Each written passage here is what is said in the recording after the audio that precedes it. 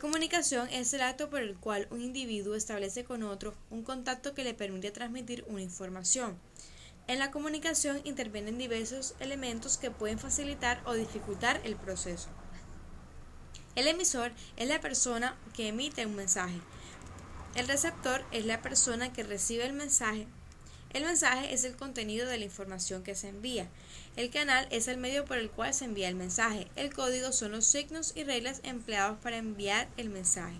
El contexto es la situación en la que se produce la comunicación. La comunicación eficaz entre dos personas se produce cuando el receptor interpreta el mensaje en el sentido que pretende el emisor. Tipos de comunicación. Las formas de comunicación humana pueden agruparse en dos grandes categorías, la comunicación verbal y la comunicación no verbal. La comunicación verbal se refiere a las palabras que utilizamos y a las inflexiones de nuestra voz. La comunicación no verbal hace referencia a un gran número de canales entre los que se podrían citar como los más importantes el contacto visual, los gestos faciales, los movimientos de brazos y manos o la postura y la distancia corporal. Pese a la importancia que le solemos atribuir a la comunicación verbal, entre un 65% y un 80% del total de nuestra comunicación con los demás la realizamos a través de canales no verbales.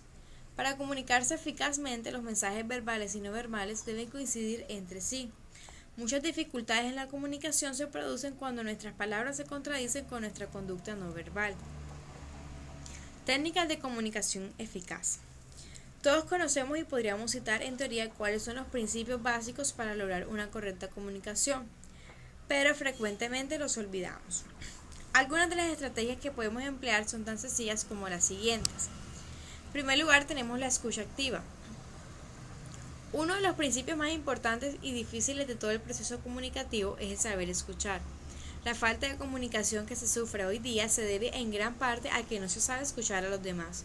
Se está más tiempo pendiente de las propias emisiones y en esta necesidad propia de comunicar se pierde la esencia de la comunicación, es decir, el poner en común, el compartir con los demás. Existe la creencia errónea de que se escucha de forma automática, pero no es así. Escuchar requiere un esfuerzo superior al que se hace al hablar y también del que se ejerce al escuchar sin interpretar lo que se oye. Pero, ¿qué es realmente la escucha activa? La escucha activa significa escuchar y entender la comunicación desde el punto de vista del que habla. ¿Cuál es la diferencia entre el oír y el escuchar? Existen grandes diferencias. El oír es simplemente percibir vibraciones de sonido, mientras que escuchar es entender, comprender o dar sentido a lo que se oye. La escucha efectiva tiene que ser necesariamente activa por encima de lo pasivo. La escucha activa se refiere a la habilidad de escuchar no solo lo que la persona está expresando directamente, sino también los sentimientos, ideas o pensamientos que subyacen a lo que se está diciendo. Para llegar a entender a alguien se precisa asimismo cierta empatía, es decir, saber ponerse en el lugar de la otra persona. Elementos que facilitan la escucha activa. Disposición psicológica. Prepararse interiormente para escuchar, observar al otro, identificar el contenido de lo que dice, los objetos y los sentimientos. Expresar al otro que lo que escuchas con comunicación verbal y no verbal.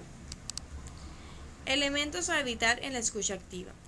No distraernos, no interrumpir al que habla, no juzgar, no ofrecer ayuda o soluciones prematuras, no rechazar lo que otro esté sintiendo.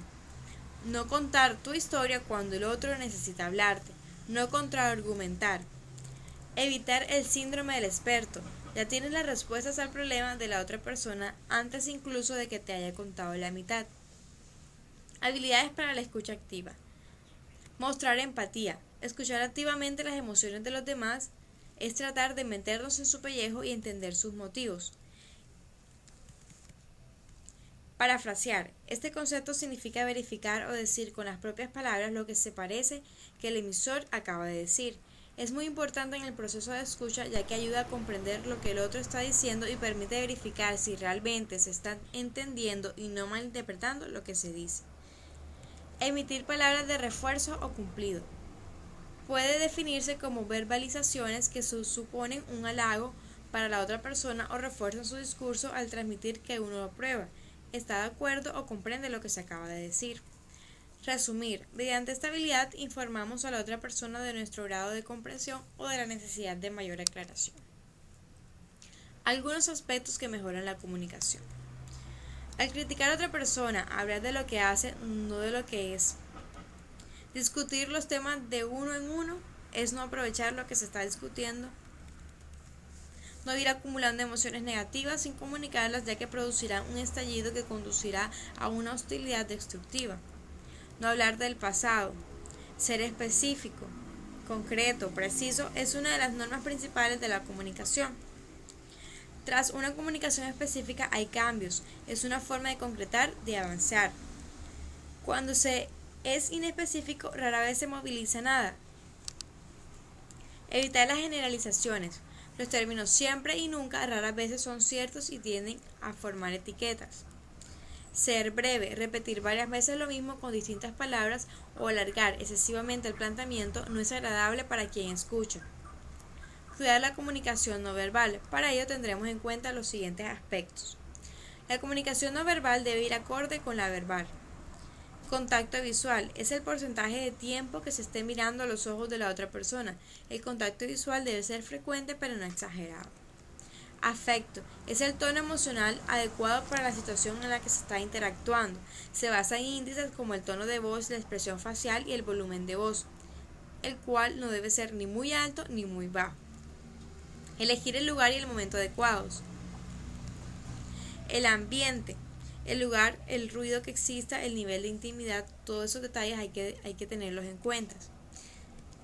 Si vamos a criticar o pedir explicaciones, debemos esperar a que estar a solas con esa persona. Si vamos a elogiarlo, por el contrario, sería bueno que esté con su grupo u otras personas significativas. Si ha comenzado una discusión y vemos que se nos escapa de las manos o que no es el momento apropiado, utilizaremos frases como si no te importa podemos hablar en privado o discutirlo más tarde.